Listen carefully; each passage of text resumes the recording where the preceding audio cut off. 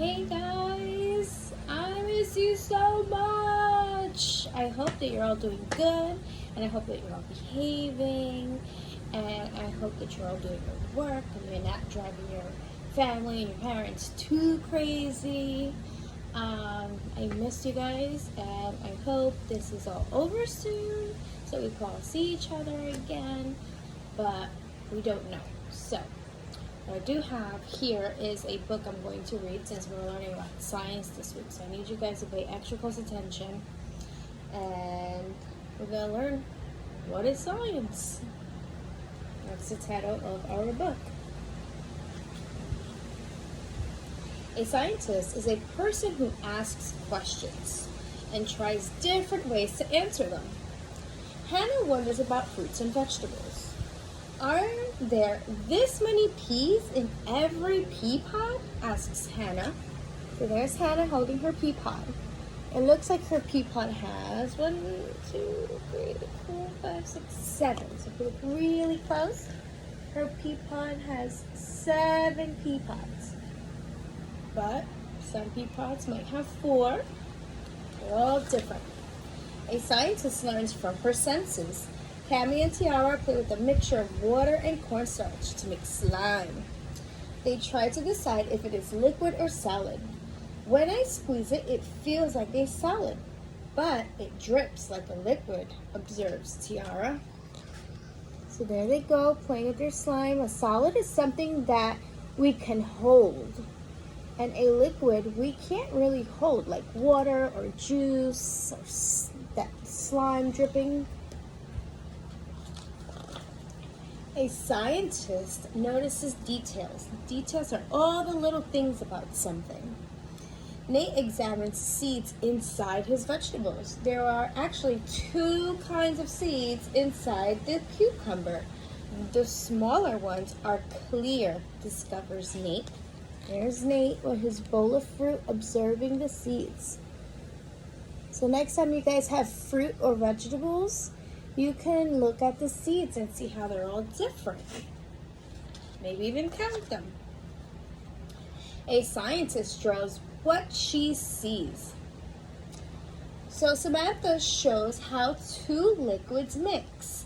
The red drops beaded up inside the yellow liquid, observes Samantha. So it looks like Samantha has maybe a cup of water and she dropped some color liquid inside of it, and it doesn't mix well, kind of like water and oil. You can try that experiment with your parents or an adult and observe it and draw it on a piece of paper. Scientist writes about what happens. Tim records his observation. The checker and pencil landed at the same time, but not the feather. Now the feather did not land at the same time because the feather is lighter. It is not as heavy as the pencil and the checker. Scientists makes comparisons by measuring. Amelia and Corey measure weight with the balance scale. Amelia, this side of the balance scale is higher because it is lighter, demonstrates Corey. So there's Corey being awesome and showing Amelia how this side of the scale is lighter than this side of the scale, which is heavier. And you can do that with almost anything. You could hold something in your hands and, this one feels heavier. This one feels lighter, like a feather in a rock. Scientists must count exactly.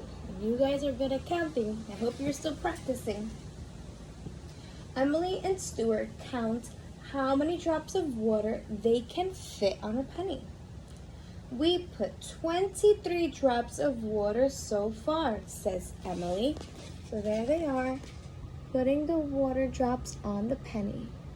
And you guys can try this at home. You can use a penny, you can use 1 square piece of toilet paper or a piece of paper and drop some drops of water on it and see how many drops it takes you to wet the whole thing. A scientist looks at objects carefully to decide how to sort it.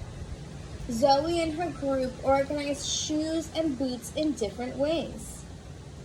You guys, I think this boot is longer, says Zoe.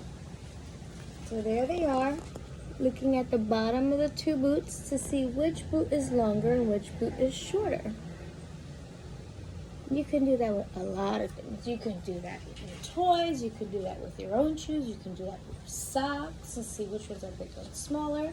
You can sort anything.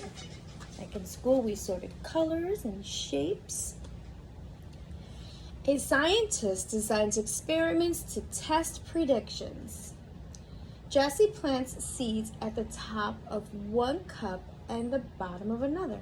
I think the seeds that I planted at the top will grow better than the ones at the bottom, predicts Jessie.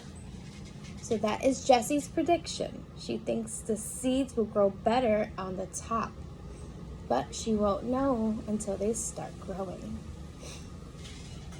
A prediction is something you think is going to happen. A scientist experiments by trial and error. Nick uses a foam meat tray to make a flying object, kind of like the foam tray you guys would get at lunch in the cafeteria. I added a blob of clay, some paper clips on the front, and now my meat tray flies farther than before, explains Nick. So look at that. He tried a few things out and added some new things on there. Maybe gave it some wings with the paper clips. And now it flies farther than before. A scientist thinks logically. Shivani explains how she learned about the compass directions. When I ride home at the end of the day, the sun is going down over there. So that means the sun must be going down in the west, figures Shivani.